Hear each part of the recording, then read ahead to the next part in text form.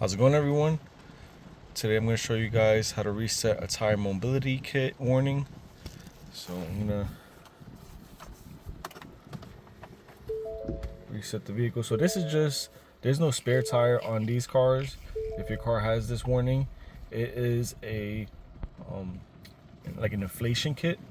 It's a tire repair kit, and after a certain amount of time, that solution that's supposed to go into the tire expires. So you'll have to buy a new kit. So I recommend, if you do have that, pop open the trunk, look at the expiration date on it, and see if it's expired. Get yourself a new one. You don't want to be on the side of the road, pop that in and it doesn't work. So it does seal the hole as well as like inflate it, and that's what it's supposed to do. But this is how you're gonna reset it. So you're gonna be working with this keyboard right there, and I'll show you what the kit, service tire mobility kit right there. You're gonna press OK through all that, and we're gonna work to settings. Of course, pushing down on this.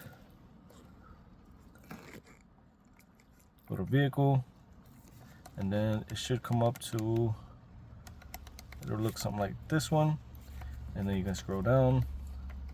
This is also where you're gonna do your oil life reset, mobility kit, and then you're gonna pick which one you're gonna choose. I'm gonna put the 1 year. Hold on to that. You're gonna press OK and hold on to it. There's no warning on this one. Some of them might have a warning, but you'll switch to toggle through that and set that through. And of course, keep a reminder of when your next expiration date is, and that's when you can set the years and the time. Usually is going to be a year, 2 years. I don't think it goes past that. But other than that, hope this helps. Have a good one.